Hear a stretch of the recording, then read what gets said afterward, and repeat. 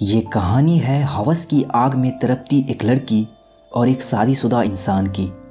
ये फिल्म शुरू में जितना मज़ेदार लगता है, अंत उतना ही भयावह और अनसुलझी पहेली की तरह लगता है। आइए बिना देरी किए शुरू करते हैं आज की वीडियो। मूवी की शुरुआत में हमें दिखाया जाता है कि रॉनी नाम का एक लड़का एना को तंग कर रहा होता है। दरअसल रॉनी एना को अपने साथ डेट पर ले जाना चाहता है, लेकिन एना को इसमें कोई दिलचस्पी नहीं होती, इसलिए वो मना कर देती है। लेकिन उसके मना करने के बावजूद रॉनी उसको छेड़ रहा था। तभी क्लास की एक नई स्टूडेंट जिसका नाम बेथ है, वो वहाँ आती है और किताबों से रॉनी की धुलाई करने लगती है। बेथ क्लास में सबसे हटकर अकेले ही रहा करती थी। तब एना उससे दोस्ती कर लेती है और दोनों बहुत अच्छे दोस्त भी बन जाते हैं। क्लास खत्म होने के बाद एना बेथ को अपने फादर के बर्थडे पर आने के लिए इनवाइट करती है। रात को डिनर करते समय एना अपने पेरेंट्स से बेथ को बर्थडे पर बुलाने की बात करती है और उसके पेरेंट इसके लिए मान जाते हैं। एना की माँ का नाम लूसी और पापा का नाम कॉमरेडो है। कुछ दिनों के लिए एना की मेड नैनी भी छुट्टियां मनाने के लिए अपने घर चली जाती है। रात में जब एना के पिता अपना मेल चेक कर रहे होते हैं, तब अचानक एक लड़की की न्यूड फोटो लैपटॉप की स्क्रीन पर आ जाते हैं। इससे पहले कि लूसी उसे देख पाती, कॉमरेड तुरंत लैपटॉप को बंद कर देता है और अपनी लूसी को बातों में फुसलाकर उनके साथ सेक्स करने में लग जाता है। अगले दिन कॉमरेडो जब अपने ऑफिस में होता है, तब उसकी सेक्रेटरी केरन उसके पास आती है। दरअसल पिछली रात केरन ने ही अपनी न्यूड फोटो कॉमरेड को मेल करी थी। इस वजह से कॉमरेड उसे खूब डांटता है और यहाँ से फिल्म फ्लैशबैक में जाती है, जब कॉमरेडो और लूसी के बीच का रिश्ता नाजुक दौर से गुजर रहा था। उन दिनों कॉमरेडो अपना ज़्यादातर समय अपने ऑफिस के केबिन में ही बैठकर बिताया करता था। एक दिन कैरन उसके पास आती है और उसके सामने अपना अंग प्रदर्शन करके कॉमरेडो को बहलाने लगती है। कॉमरेडो उनसे इतना इम्प्रेस होता है कि वो दोनों ऑफिस के टेबल पर ही मजे करने लग जाते हैं। अब प्रेजेंट डे में हम कॉमरेडो को ऑफिस के काम में फंसे हुए देखते हैं। वो इतना उलझा हुआ था कि देर रात होने के बावजूद भी उसे अपने घर जाने का मौका नहीं मिल पा रहा था। उसी वक्त कैरन उसके पास आती है। कैरन दरअसल कॉमरेडो से प्यार करने लगी थी, लेकिन कॉमरेडो के लिए उन दोनों के बीच जो हुआ वो सिर्फ एक मस्ती था। कॉमरेडो उससे कहता है कि हमारे बीच में जो कुछ भी हुआ उसे तुम भूल जाओ, मेरी भी फैमिली है और तुम्हारी भी। लेकिन कैरन कहती है कि मैं अपने पति से प्यार नहीं करती।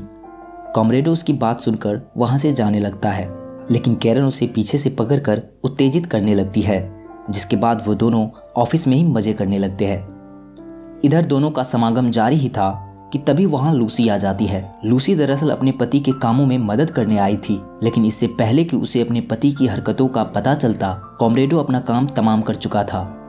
कॉमरेडो अपनी वाइफ को लेकर वहाँ से चला जाता है। इसके जाने के बाद हम कैरन को देखते हैं, जो कि वहीं ऑफिस के केबिन में छुपी हुई थी। इसका मतलब कॉमरेड ने लूसी को आते हुए देख लिया था। फाइनली कॉमरेड के बर्थडे का दिन आता है, जहाँ पे कई सारे गेस्ट के साथ कैरन भी आई हुई थी। कैरन कॉमरेड से चिपकने की कोशिश कर रही थी, लेकिन कॉमरेडो उससे दूरी बनाए हुए था, क्योंकि वो नहीं चाहता था कि उसके अफेयर के बारे में उसकी वाइफ को पता चले और उसकी फैमिली में झंझट पैदा हो जाए। इधर बेथ भी पार्टी में आती है और आते ही नैना के पेरेंट के साथ बैठ जाती है। बेथ को कॉमरेड काफ़ी अट्रैक्टिव लगता है। तभी उसका हाथ टेबल के नीचे से कॉमरेडो के जांघ पर चला जाता है। कॉमरेडो को ये अजीब लगता है और वो अपने गेस्ट से मिलने का बहाना बनाकर वहाँ से चला जाता है। एक दिन बेथ कॉमरेडो को इंस्टाग्राम पर मैसेज करती है। पहले तो कॉमरेडो उसे इग्नोर करता है, पर फिर जब बेथ उसको अपना न्यूड पिक्चर भेजती है, तब जाकर कॉमरेडो को भी उसमें दिलचस्पी होने लगती है। कुछ ही दिनों बाद बेथ को जवानी की इतनी उफान आती है कि वो कॉमरेडो को वीडियो कॉल करके अपने स्तन दिखाने लगती है और कॉमरेडो भी इस मौके को हाथ से ना गंवाते हुए हस्त मैथुन करने लगता है। अब तो बेथ की हवस 7वें आसमान पर पहुंच चुकी थी। स्कूल में भी वो वॉशरूम में घुसकर कॉमरेडो को अपना दर्शन करवाया करती थी। दूसरी तरफ कॉमरेडो भी कहाँ पीछे रहने वाला था। अब उसका भी ज़्यादातर समय टॉयलेट सीट पर बैठकर हस्तमैथुन करने में ही गुजर जाता था। एक दिन जब बेथ अपने घर में सो रही होती है, तब उसकी फ्रेंड कार्ला अचानक उसे सरप्राइज देने आ जाती है। दोनों थोड़ी देर यहाँ वहाँ की बातें करते हैं और फिर एक दूसरे से लिपट कर मजे करने लग जाते हैं।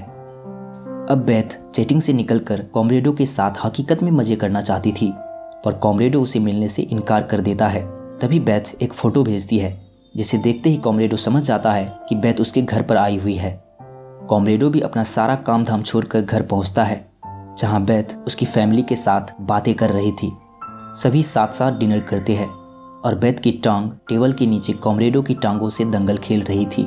बेथ अपने पेरेंट्स के बारे में बताती है कि वो कनाडा में रहते हैं।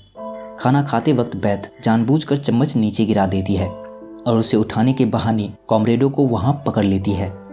कॉमरेडो फाइनली परेशान होकर वहां से चला जाता है। रात को बेथ भी वहीं रुकती है। आधी रात को जब कॉमरेडो को प्यास लगती है तब वो किचन में जाता है। तभी वहां बेथ भी आ जाती है, जिसे देखकर कॉमरेडो डर जाता है। बेथ अपने आप को कॉमरेडो के हवाले करने के लिए पूरी तरह से तैयार थी, पर कॉमरेडो उसे समझाता है कि उन दोनों के बीच जो कुछ भी चल रहा था उसे ख़त्म करना होगा। लेकिन तब बेथ कहती है कि मेरे पास वो सब रिकॉर्डिंग मौजूद है जब तुम मेरी वीडियोस देखकर मास्टरबेशन किया करते थे। क्या मैं वो सब वीडियो तुम्हारी वाइफ को भेज दूं? कॉमरेडो की तो पहले से ही हालत ख़राब थी। ये सुनने के बाद उसकी और भी ज़्यादा हालत ख़राब हो जाती है। अगले दिन बेथ कॉमरेडो को रात में होटल में मिलने के लिए कहती है, जहाँ कॉमरेडो ठीक समय पर पहुँच जाता है। दोनों पहले होटल में ड्रिंक्स लेते हैं और फिर बेथ कॉमरेडो को अपनी तरफ आकर्षित करने लग जाती है। कॉमरेडो भी खुद पर कंट्रोल नहीं रख पाता और फिर उन दोनों के बीच रंगरेली शुरू हो जाती है। अब तो दोनों को जब भी मौका मिलता दोनों एक दूसरे के साथ खूब मज़े से अंतरंग किया करते थे, यहाँ तक कि कार में भी। एक दिन बेथ कॉमरेडो को अपने होटल में बुलाती है, जहाँ उनकी फ्रेंड कार्ला भी आई हुई थी। दोनों थ्रीसम परफॉर्म करते हैं और उसी दौरान बेथ कॉमरेडो के गले में चाकू मार मार कर उनकी हत्या कर देती है। साथ ही साथ उसने अपनी फ्रेंड कार्ला को भी जहर देकर मार डाला ताकि उसके खिलाफ कोई सबूत ना रह जाए। दरअसल बेथ ने कॉमरेडो को इसलिए मारा क्योंकि उसे कॉमरेडो में अपना पापा नजर आता था, जिसने बचपन में उनका रेप किया था। साथ ही साथ बेथ ने कॉमरेडो के लैपटॉप से सारी हिस्ट्री और डेटा डिलीट कर दिया और इसी एक राज के साथ यह फिल्म यहीं ख़त्म हो जाती है। उम्मीद है आपको ये वीडियो पसंद आई होगी। इन्हें लाइक कर हमारे चैनल को सब्सक्राइब जरूर करें। धन्यवाद।